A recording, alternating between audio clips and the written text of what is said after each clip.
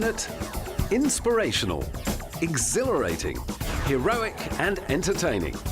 These are all words that have been used to describe the former World Footballer of the Year, who is arguably the best player ever to come out of France. His brilliant ball control, incredible vision, precise passing and ability to read the game are never likely to be matched. On the field, he was a general, leading his side by example through a perfect cross or a sizzling strike. He was never far away from the action. Off the pitch, he has been just as impressive.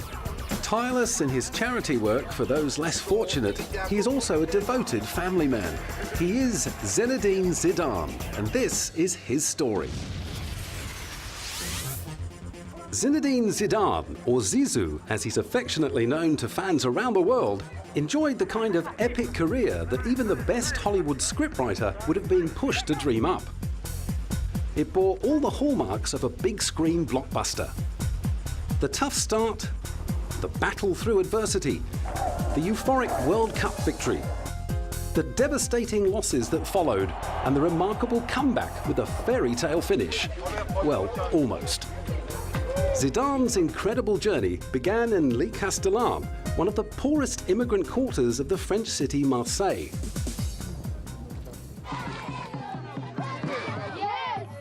Born to Algerian parents, young Zidane was a natural. Honing his skills in the dimly lit alleyways for hours each day, it soon became clear that he was destined for something special. Many believed that it was Zidane's upbringing in this rough neighborhood that furnished him with the mental toughness to handle the pressures faced by elite footballers. At an early age, he joined US Saint-Henri, a local club in Le Castellan. But it wasn't until he was scouted to Bordeaux that his talent really started to show itself. During his 4-year stint at Bordeaux, Zidane was selected and received his first cap for Les Bleus, the French national team. Coming on as a substitute in the 63rd minute of a friendly against the Czech Republic on the 17th of August 1994, Zidane thrilled the crowd by scoring 2 second-half goals to help France erase a 2-0 deficit and salvage a tie.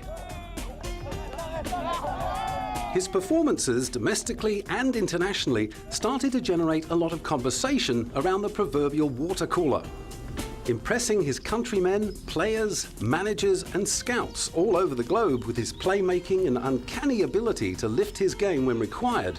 It wouldn't be long before the big clubs of Europe came after him. In the end, it was Champions League winners and Italian super club Juventus who snatched up the 24-year-old for a mere £3 million. Zidane had already made an impressive start to his football career, playing solid football for Les Bleus and going on to sign with Italy's most successful football club. One could forgive a young player for feeling pretty satisfied with the shape his career was taking. These achievements, however, were just the beginning of Zizou's remarkable journey. Juventus immediately recognized the attacking midfielder's potential. With the help of Zidane's contribution, Juventus won the 1996-97 Scudetto and the Intercontinental Cup with a 1-0 win over River Plate. In the following seasons, Zidane led Juventus to the 1997 and 1998 UEFA Champions League final. In 3 short years, he went from being a good player with potential to being one of the best players in the world. Now that he had proved his remarkable talent in domestic leagues, especially with Juventus, it was time to prove his ability against the best opposition the world had to offer. That chance presented itself in the shape of the 1998 FIFA World Cup.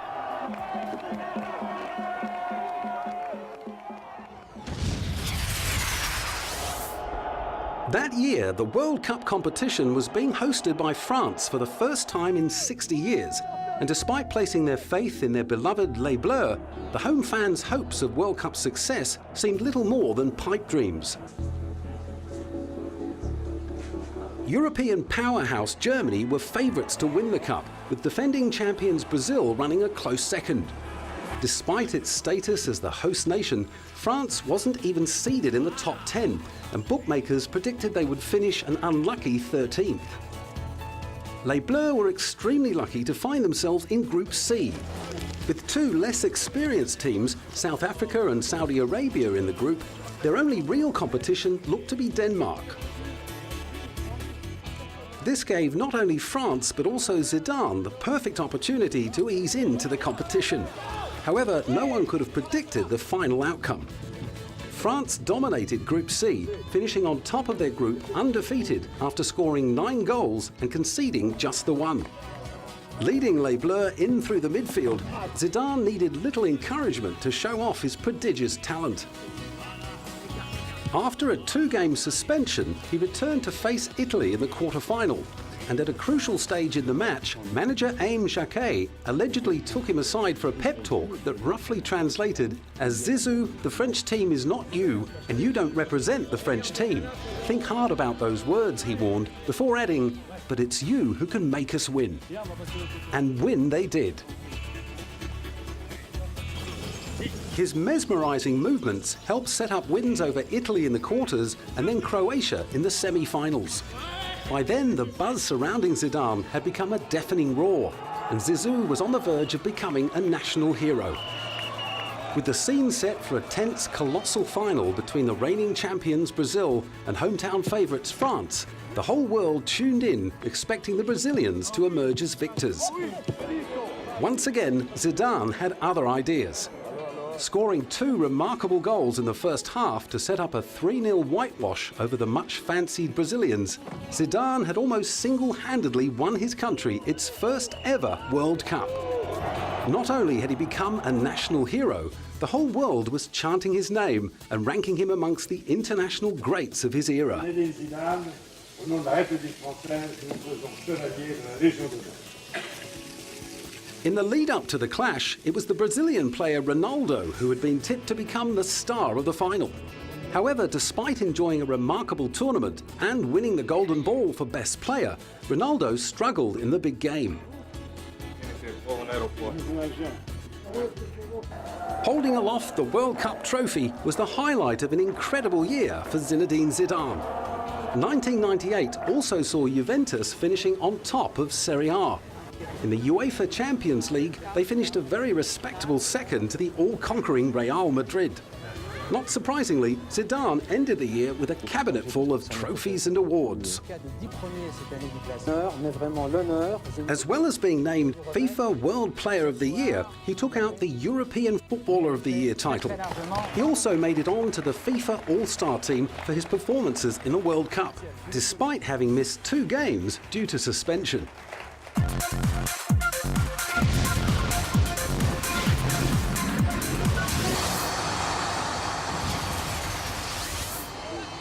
With fans chanting his name, women chasing him down the street, and children trying to emulate his slick ball skills on football pitches all over the world, Zidane could have sat back and enjoyed the fruits of his success.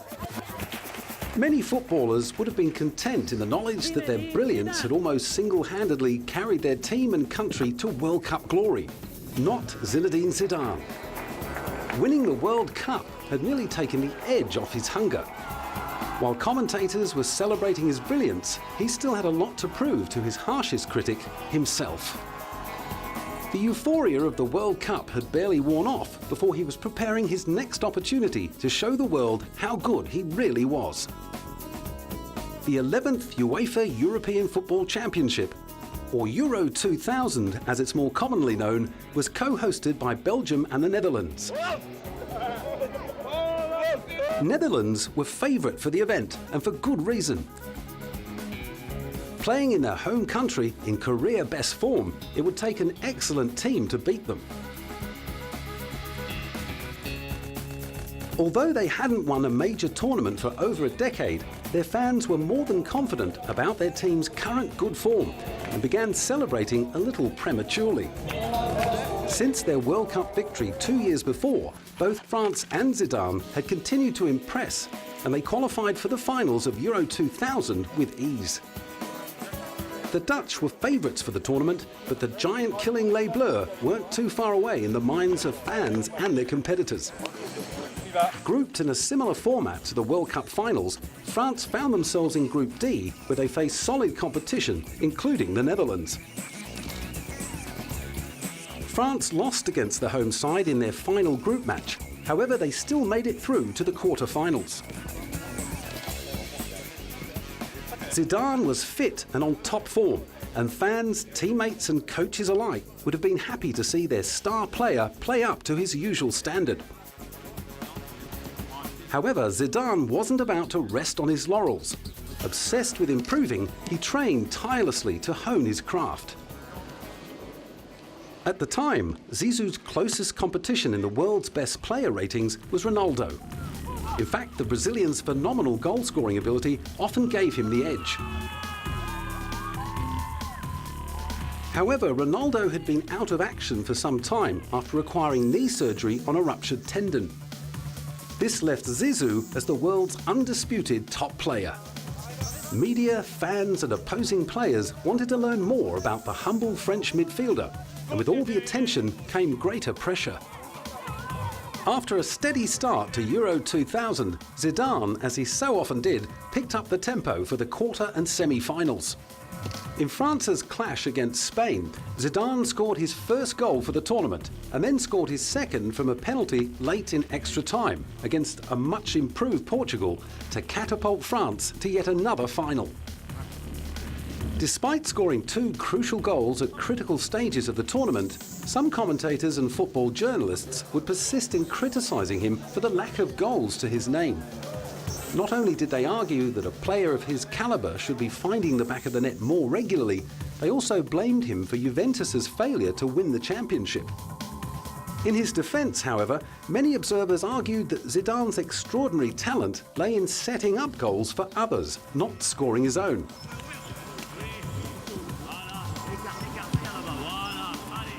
In Euro 2000, he made more devastating slalom dribbles than Marc Overmars and more decisive crosses than Portugal's Luís Figo.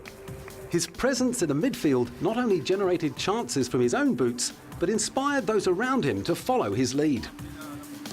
France continued their impressive run, demonstrating a style of football so pleasing to the eye that even opposing fans could enjoy them. Having made it through to the final of Euro 2000, they prepared to meet Italy. With a more defensive game style than the French, the Italians would score often on the counter-attack. Throughout the whole tournament, the Italians had conceded only 2 goals, and if France were to break through their wall of resistance, it would be Zidane who would find their weak spot. Playing alongside many of the Italian national team members on a weekly basis at Juventus, Zidane, who had just turned 28, knew a lot more about the Italians' game style than most. It was the Italians he had to thank for his elite physical fitness and his calm and systematic approach to the big games.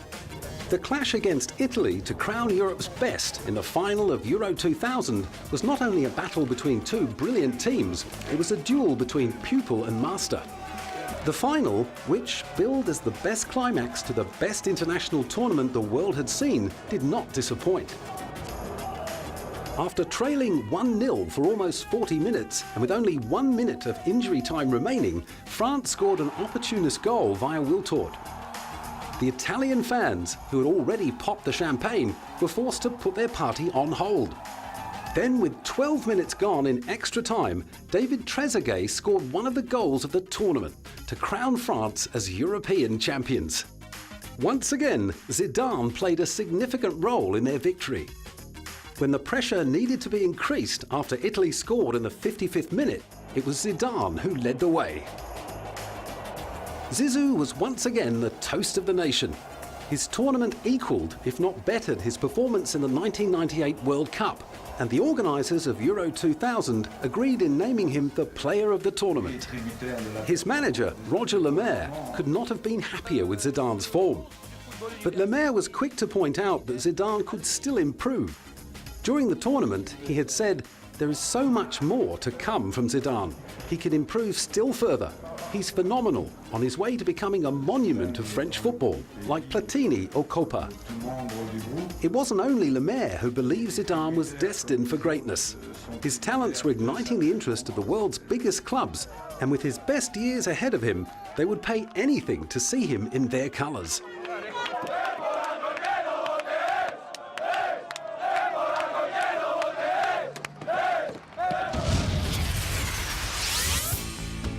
Florentino Perez, the Spanish businessman and ex-politician who went on to become president of Real Madrid, had a dream.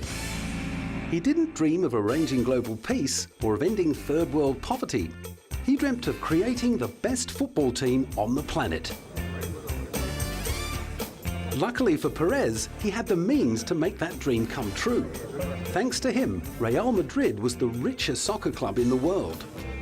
In the summer of 2000, Perez used his impressive wealth to purchase one of the best playmakers around, Luis Figo. Figo was a Portuguese hero. His dazzling crosses equaled those of Zidane, and although his ball movements weren't quite as spectacular, Figo was undoubtedly one of the best players in the world. Not only was he a hero in his home country, he also was a much-loved player at FC Barcelona. The fierce rivalry between Real Madrid and FC Barcelona is legendary within the sport. So when Perez set his sights on signing the superstar, he had to make an offer that Barcelona could not refuse. Barca was offered a record-breaking £38.7 million to let go of Figo. Laughing all the way to the bank, Barcelona accepted the offer and Figo packed his bags for Real Madrid. Not surprisingly, the transfer did little to impress his former teammates, much less the passionate Barca fans. In fact, upon his return to FC Barcelona's home ground, Camp Nou, a study by a television station found that the noise of the crowd's whistles and jeers was louder than the sound of an aeroplane taking off. On his second appearance wearing Real Madrid colours at Camp Nou, Barcelona's ground almost had to be closed. All kinds of objects, including a pig's head, were thrown at Figo, who was also taunted with insults such as pesatero, which means money whore. This did not deter the talented right-winger, who went on to win the European Player of the Year in 2000 and then FIFA World Player of the Year in 2001.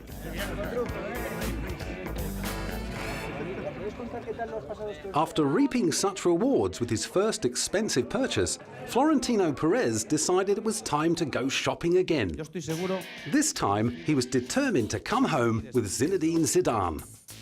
His form from Euro 2000 caught the attention of the Real Madrid president, and like a spoilt rich kid, what Perez wanted, Perez got, no matter what the cost. Juventus weren't willing to let Zidane go, and who could blame them? They had nurtured, moulded and developed Zidane into the world-beating player he had become. Owning the best player in the world was a privilege the Italian super club had earned, and now they were enjoying the benefits. Initially, the deal didn't seem likely to happen. Although Zidane was keen to move to Spain and test his skills in arguably the best league in the world, Juventus general manager Luciano Moggi insisted that Zidane had to stay until his contract had expired in 2005. However, with the exception of Zidane, the current Juventus squad was starting to get a little stale. The 25-time league champions had finished second in consecutive years, and management started to concede that transferring Zidane for a huge fee would give them the opportunity to buy new talent that could pave the way for a 26th league title. After many hours of negotiation, Perez finally got his way, and Zidane was moving to Spain. This purchase didn't come cheap, and it would be fair to say that it would have left a hefty hole in any wallet, even one the size of Real Madrid's. Zidane's move broke all transfer records. The final figure easily exceeded the previous record set by Luis Figo, coming in at £44 million. Perez's plan was to put together the best team money could buy. He believed that this would keep him popular with the Real Madrid fans and ensure that he held on to his presidency. Every year after, his mission to achieve global football domination saw Real Madrid buying up the best players the world has to offer. During the first quarter of his handsome 4-year contract with Real, Zidane did not disappoint his new club. In his 49 appearances for Real Madrid, he scored a total of 11 goals and set up countless others. Those 11 goals marked his best return since winning his first World Player of the Year award in 1998. He also played a major role in winning Real Madrid an impressive 2 titles for the season. While he made a significant contribution to Real's victory in the Spanish Super Cup, he totally outdid himself in Real's successful UEFA Champions League campaign. Not only did he star throughout the whole tournament, where his efforts earned him a start in the UEFA Best 11, more importantly, he was named the UEFA Champions League Most Valuable Player. Once again, Zidane was able to lift his own game when it mattered. In the final, he put on a demonstration that showed the world why Perez had been so keen to have him dressed in the all-white strip, and it proved to Perez that Zidane had been worth every penny of the £44 million transfer fee. Clearly head and shoulders above the other players on the field, Zidane won the final for Real Madrid after he received a high arching cross from Roberto Carlos at the edge of the penalty area and volleyed a left-foot shot that streaked into the top corner. After that, Real Madrid held its ground against a very offensive Bayer Leverkusen until the final whistle from referee Urs Meier. They finished up winning the UEFA final 2-1. Deservedly, Zidane was named Man of the Match. Looking back on his career, it seems incredible how often Zidane was able to score when it mattered most in the big games on the international stage. His nerves of steel allowed him to thrive in the tensest of situations and win the game for his side on countless occasions. In the wake of the huge success of his 2 previous signings, Perez was ready to add yet another superstar to his already impressive team. In 2002, Ronaldo was brought in to support Zidane and boost the all-white scoring power. As with all of Real's recent purchases, Ronaldo's signing was surrounded by controversy. However, unlike Zidane and Figo, this time the furore had nothing to do with the size of the transfer fee used to obtain the former World Player of the Year. The question raised over Ronaldo's transfer, surprisingly, related to his ability to kick a ball. Of course, there was no argument that Ronaldo was a wonderful player, but there were plenty of doubts about his future. When he was bought by Perez and transferred to Real Madrid, he had still not fully recovered from the knee injury that had halted his career in April 2000. The fact that Ronaldo had been out of the game for 20 months raised questions about whether he would ever be able to get back to the brilliant form he had enjoyed before his terrible injury. Bought for only £26 million, any questions that critics had over his return to football were quickly silenced. With help from his new teammate and the world's best playmaker, Ronaldo went on to score an impressive 29 goals from 42 appearances for his new club.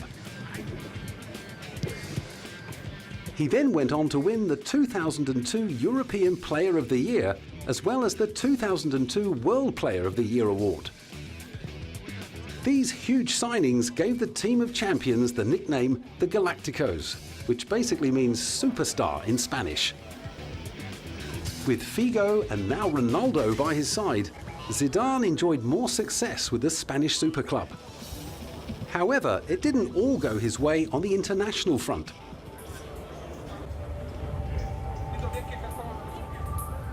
2002 marked a disappointing World Cup campaign for the defending champions, which wasn't helped by the fact that Zidane had to miss most of the tournament. In the end, he was only able to play 1 match, and even then he was not fully fit. His niggling thigh injury may have robbed him of the opportunity to defend his World Cup crown, but Zidane wasn't about to let his disappointment interfere with his football back in Spain. During the 2002-2003 season, Zidane won his first La Liga title with the club. Although he was still nursing a few injury troubles, his form didn't slip. In fact, he was playing some of the best football of his career towards the end of the 2002-2003 season. The Galacticos continued to sign big-name players, and in 2003 it was David Beckham's turn to move where the weather was warmer.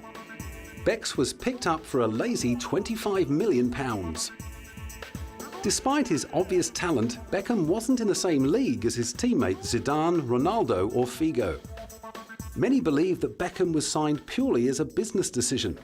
He was allegedly brought into the club for the number of shirts he could sell rather than the number of goals he was likely to kick. With two of the world's best midfielders already playing for Real, Beckham's signing was completely unnecessary from a team balance perspective. Zidane, as positive as ever, refusing to let the media circus around Beckham's signing interfere with his team's mentality, reminded everyone that one player doesn't make a team.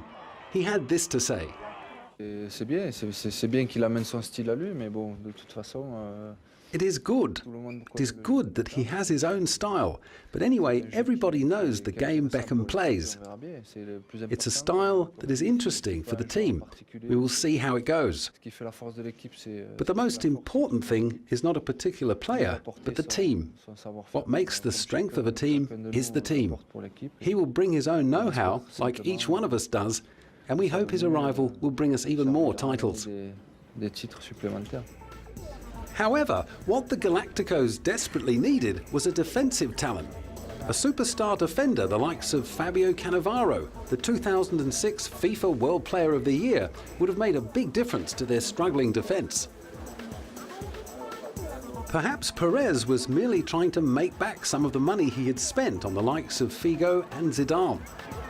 The early successes of his big signings and even Real's dazzling lineup of superstars were beginning to fade in the eyes of the fans. The one light that continued to shine brightly was Zidane. In 2003, he took out the World FIFA Player of the Year for a third time, to become only the second player to do so. His teammate Ronaldo was the first. 2003 also saw the departure of one of Real Madrid's best defensive players, Claude Makelele, as the club refused to increase his salary despite the fact he was paid a fraction of what was being handed out to his superstar teammates. Makelele was regarded as one of the best defenders in the world. His place in the team was taken up by David Beckham, an attacking midfielder. Zidane, who admired fellow countryman Makelele, spoke openly about his shock departure.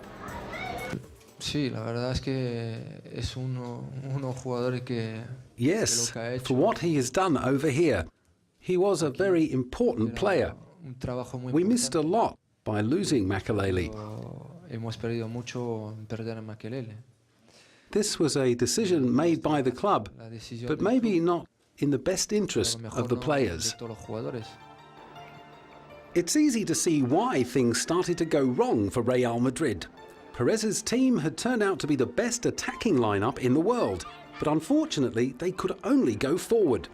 Opposing teams quickly exploited their weakness, and in no time at all, the once powerful Galacticos were no more than overpaid underachievers. They weren't able to take out the big matches, and even had to endure a bleak 3-year period where they couldn't bring home one major trophy. The critics had a field day. Despite being clearly against the ropes, they shocked the soccer world once again by ignoring the hole in the team's defence and picking up yet another striker. Michael Owens, who turned out to be the last of Real Madrid's big buys, was snapped up for £8 million from Liverpool in 2004. Clearly taking the saying the best form of defence is attack way too seriously, Real Madrid were either blind or blinded by greed. Since Beckham's signing, Real had found little success on the pitch, and in May 2004, coach Carlos Queiroz was shown the door. Despite having little influence in the team's choice of signings, Queiroz became the second manager to lose his job during the reign of Perez. Initially, it was Vicente Del Bosque who was sacked to make way for Queiroz. Del Bosque had been a very popular coach and was at the helm at the height of the Galacticos' success. It was widely speculated that Del Bosque was eventually sacked for sticking up for the lesser names at Real Madrid and for going against the president's master plan.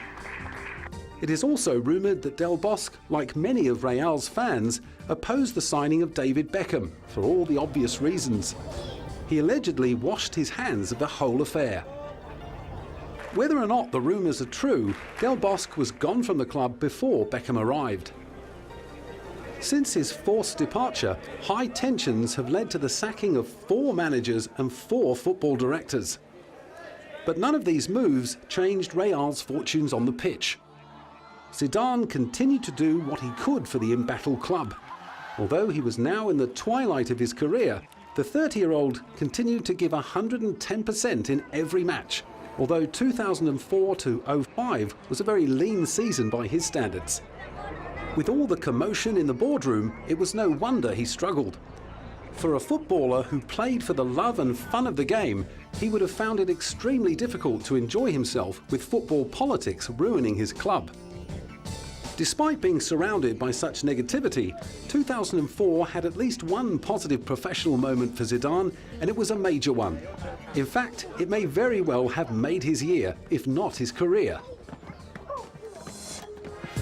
In April, Zidane won the Golden Jubilee poll and was named the best European player for the past 50 years.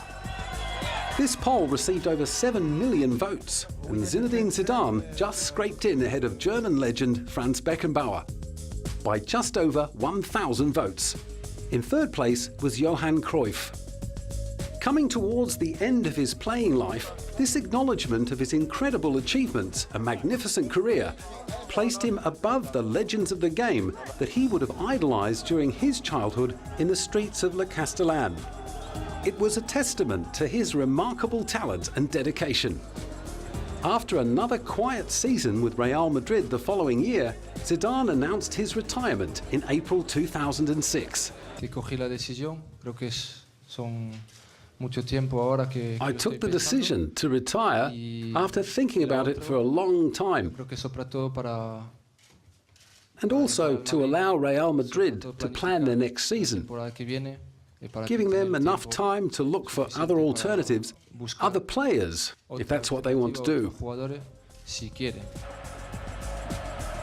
On May the 7th, 2006, he played his final home game, scoring in a 3-3 draw with Villarreal. His teammates wore commemorative jerseys with Zidane 2001-2006 stitched below the club logo. The Galacticos were no more, but Zidane had one more journey to make in his legendary football odyssey, the 2006 FIFA World Cup.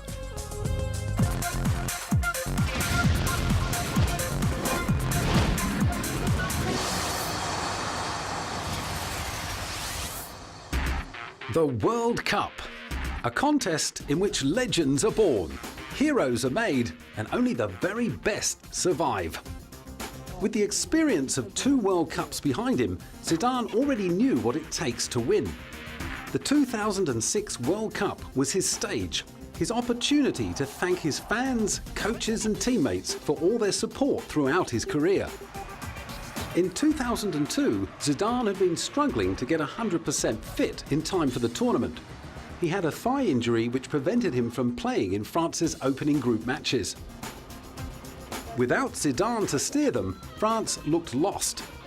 The defending champions looked nothing like the side they had been 4 years before, or even 2 years earlier at Euro 2000. France had to win their final group match to stay alive. Zidane was to play despite being injured. Team captain Marcel Desailly hoped that Zidane's presence alone would make the difference. And for sure, if he's there, then it's something more. Maybe it will not be the player who will make the difference, but the fact that he's playing, then maybe Danish they will concentrate. They will put 2 players on him, and maybe we will have other opportunity to score. That's the difference with Zidane when he's there and when he's not there. France lost 2-0 and were embarrassingly eliminated from the World Cup without scoring a goal. The formerly powerful national team went into Euro 04 as defending champions. Zidane was fit, however they were unable to get past an impressive Greece in the quarter-finals. This broke Zidane's heart and he retired from international football. However, after seeing France struggle to qualify for the 2006 World Cup, the midfielder, who claims to love his country just as much as he loves football, was swayed by manager Raymond Domenech. On the 3rd of August 2005, he announced that he was coming out of retirement. He was immediately reinstated as team captain, and under his guidance, France qualified for the 2006 World Cup, showing glimpses of their former championship-winning form. With memories of his 2002 disappointment fading fast, Zidane knew that this was his World Cup. The French team was stronger than last time, and he was at the top of his game. Zidane and Les Bleus were on a mission to recapture their 1998 form. Et le reste, dans les jours qui viennent, est point. We are all ready for a great competition. We have to tell ourselves that if we want to succeed and achieve something exceptional, we all have to push ourselves. That's it. France opened their account with a dismal performance that drew comparisons with their previous World Cup campaign. They were lucky to salvage a 0-0 draw against Switzerland in their first game. Clearly, Zidane wasn't satisfied with that result. Desperate to succeed, in the closing minutes of France's second match of the group stage against South Korea, Zidane was yellow-carded after pushing an opposing defender. It was his second booking of the tournament and resulted in his suspension from the final match of the group stage. Memories of a Zidane-less France came flowing back, and needing to win their last group game to guarantee selection, Zidane's playing future lay at the feet of his teammates. France advanced to the knockout round after beating Togo 2-0. Zidane returned to action in the second round match against Spain, setting up Patrick Vieira for a goal by sending a free kick into the penalty area. He scored himself in the 91st minute. The victory sent France into the quarter-final against defending champions Brazil in a rematch of the 1998 final. France held the more fancied Brazil to just one shot on goal for the entire match. Zidane, creative as ever, took a free kick which led to a goal by Thierry Henry, sealing a 1-0 win. In the semi-final against Portugal 4 days later, Zidane netted a penalty for the only goal of the match, which saw France through to the final against Italy on July the 9th, in what would be his career finale.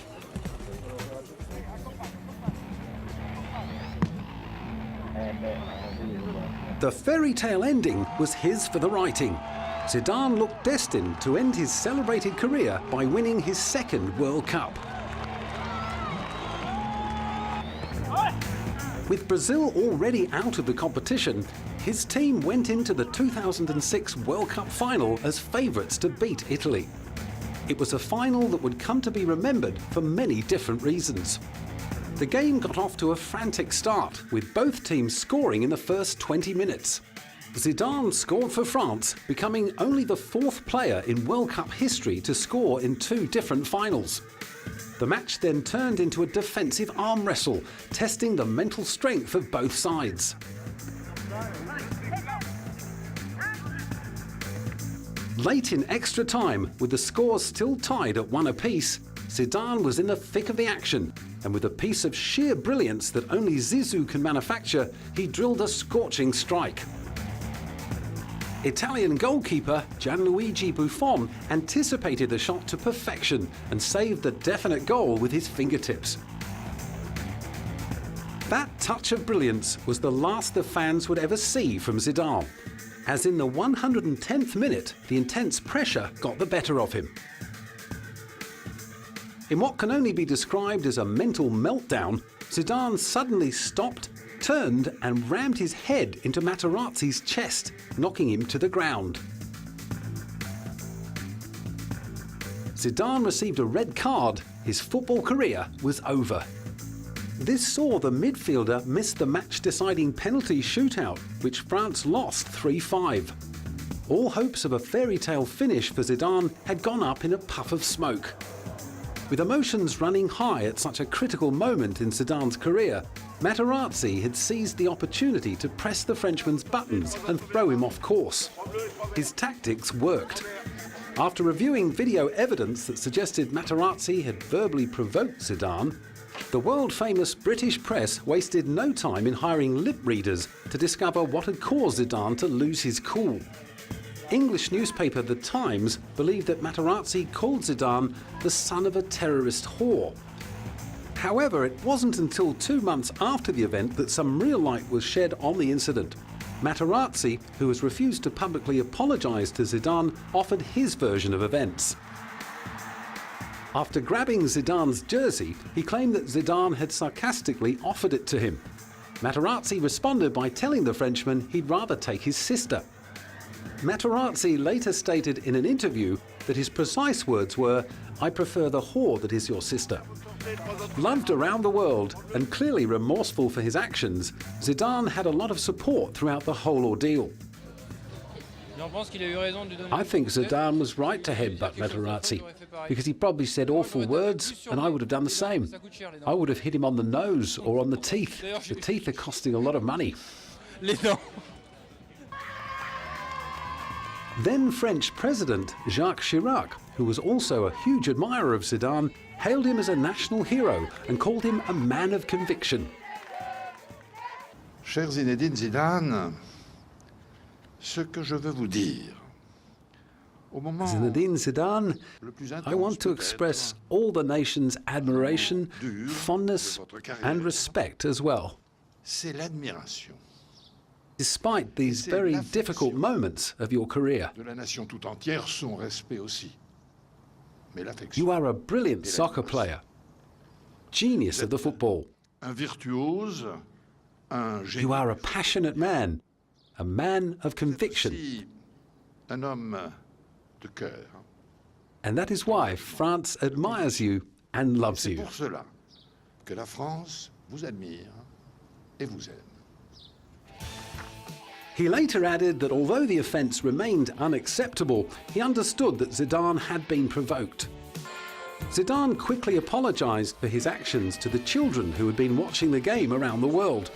However, he refused to apologise to Materazzi himself, claiming he didn't want to show that it was all right to verbally abuse someone.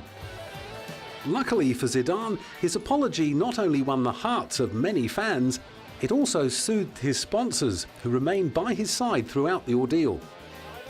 While many fans and commentators saw Zidane's controversial exit from the game as a tragic end to a brilliant career, some gave it a more positive spin. What really amazed me is that France had been so shocked by the Zizou event, and especially that it had been such a drama. We thought that it wasn't that dramatic. On the contrary, it's a rather great exit. So we needed to put the event back in its context. It's not that serious. Unfortunately, FIFA didn't see it from Frank's point of view and were quick to launch an investigation into an event that still leaves some questions unanswered. In response to its inquiry, FIFA issued the following penalties. Zinedine Zidane has been suspended for 3 matches and fined with 7,500 Swiss francs. However, that's the big important information, the committee has taken note that Zinedine Zidane has ended his international career and has taken note of Zinedine Zidane's gesture to do 3 days of community service within the FIFA humanitarian activities. Such a gesture was nothing unusual for the former footballer, who, despite his on-field altercations, had often been touted as the game's perfect role model. Zidane's commitment to giving back has always been exemplary, and now that he has retired, he spends a good deal of his time putting his name to good use, by helping those less fortunate than him all over the world.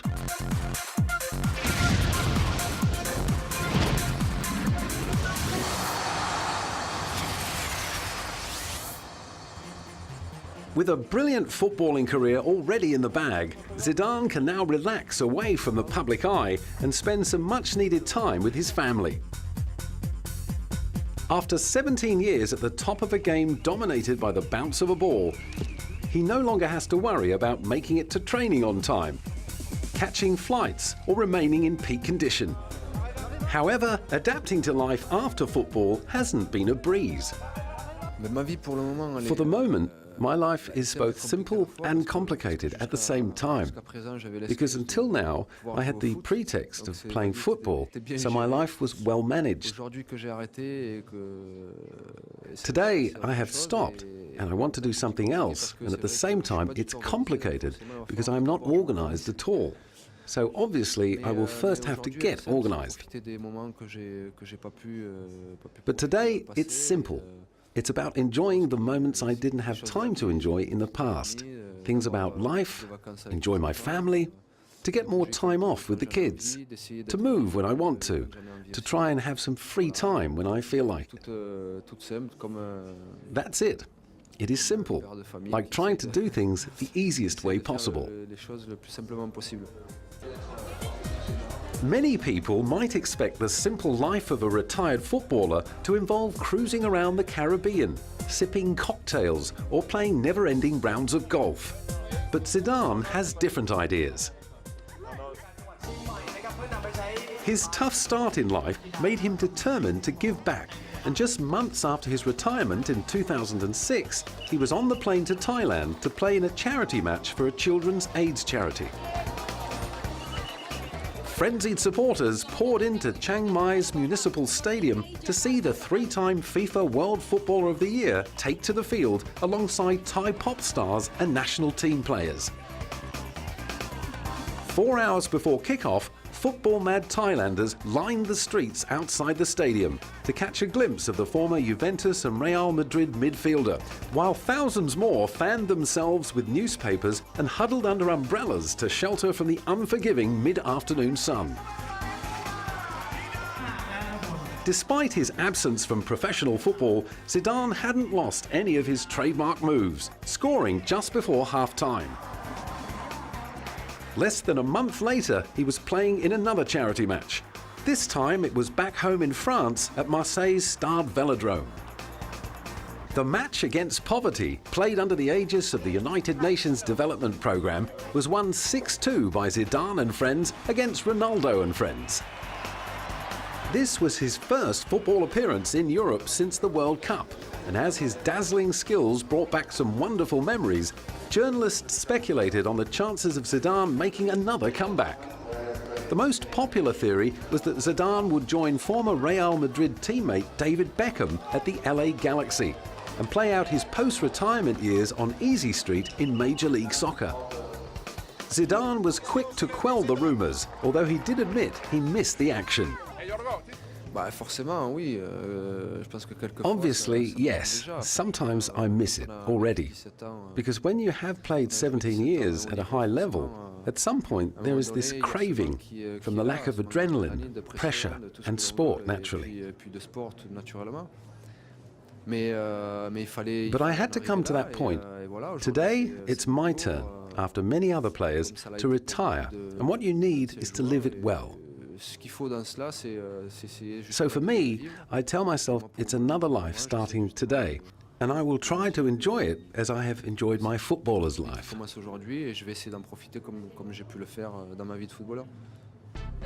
More recently, Zidane took his charity campaign to Cairo in Egypt. There he spent 3 days, where he attended the opening of a home for street children and played in a charity soccer match with Egyptian youngsters. The trip was sponsored by the French food manufacturing company Danone, in cooperation with Egypt's National Council for Childhood and Motherhood as part of an international project to help disadvantaged children. The head of Danone spoke of Zidane's determination to lend his celebrity status to good causes. Because Zidane is a very famous person, he's genuinely caring about kids. He's 100% convinced that he has to use his huge awareness to help kids in the world, and that's why he was interested in the Danone program. Street children face violence and deprivation daily on the crowded streets of Cairo, Africa's most populous city. The UN says that in the Egyptian capital alone, there are several 100,000 homeless children. The project being promoted by Zidane is intended to provide some of those children with homes as well as basic healthcare, education and job training. The thousands of fans who attended the game saw Zidane, with his Algerian roots, as an Arabian hero. The thing I liked most about Zidane is that he's an Arab player and he reached a very high level. He's overtaken many players like Ronaldinho, and he's the player I like the most. I like him even more than my family. With millions of dollars being thrown at football stars all over the world, it is a shame that there aren't more that follow in Zidane's footsteps. One young Egyptian football fan hopes that his actions will inspire other players to become more active in the community. There are no Egyptian players who are playing with small children in this type of charity event, teaching them something like this, and so I hope to see Egyptian players doing something like this. The controversial end to Zidane's career and the resulting fallout that dominated the sporting pages back in 2006 now seems little more than a bump in the road of an extraordinary career, both on and off the field. The story of the boy from the back streets of Marseille who grew up to be a sporting superstar not only serves as inspiration for other poor kids with big dreams, it also teaches his professional peers a big lesson in giving back. Leading by example, the great Zizou is proving that the privilege of being a top professional footballer brings with it the responsibility of becoming a positive role model.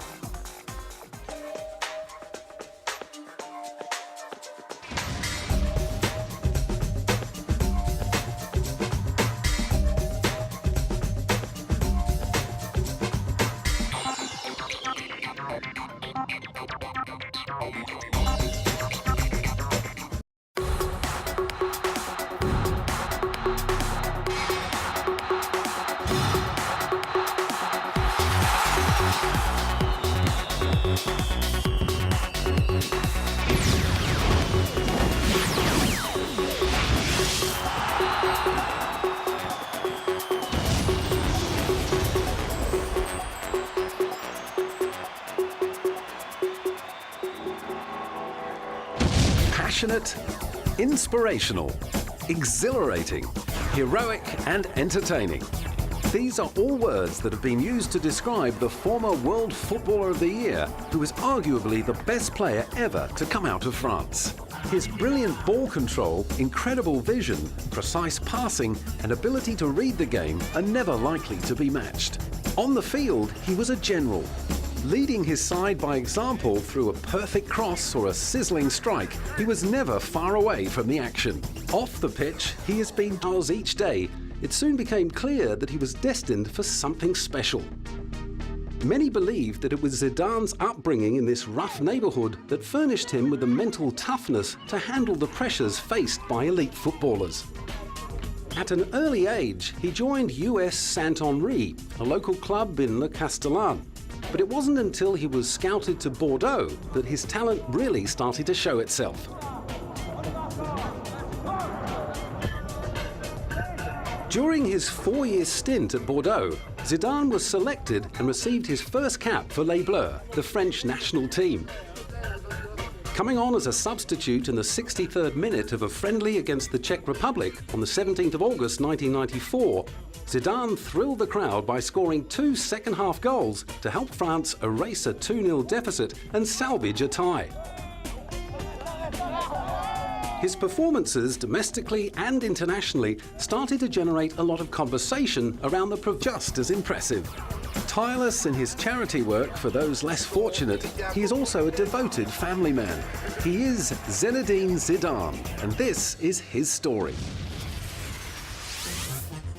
Zinedine Zidane, or Zizou, as he's affectionately known to fans around the world, enjoyed the kind of epic career that even the best Hollywood scriptwriter would have been pushed to dream up. It bore all the hallmarks of a big screen blockbuster.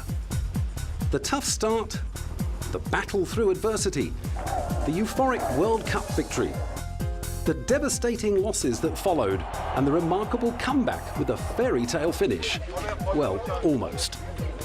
Zidane's incredible journey began in Le Castellan, one of the poorest immigrant quarters of the French city Marseille.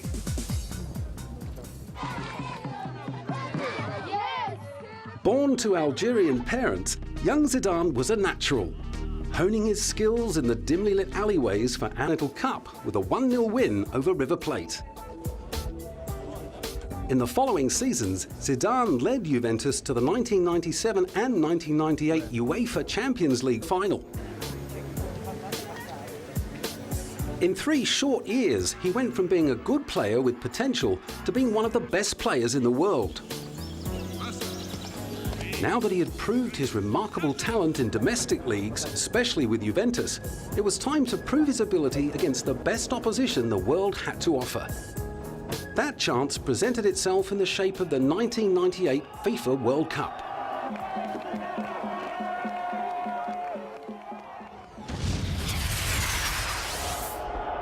That year, the World Cup competition was being hosted by France for the first time in 60 years. And despite placing their faith in their beloved Les Bleus, the home fans' hopes of World Cup success seemed little more than pipe dreams. Proverbial water cooler. Impressing his countrymen, players, managers and scouts all over the globe with his playmaking and uncanny ability to lift his game when required, it wouldn't be long before the big clubs of Europe came after him. In the end, it was Champions League winners and Italian super club Juventus who snatched up the 24-year-old for a mere £3 million. Zidane had already made an impressive start to his football career, playing solid football for Les Bleus and going on to sign with Italy's most successful football club. One could forgive a young player for feeling pretty satisfied with the shape his career was taking. These achievements, however, were just the beginning of Zizou's remarkable journey. Juventus immediately recognized the attacking midfielder's potential. With the help of Zidane's contribution, Juventus won the 1996-97 Scudetto and the Intercontinental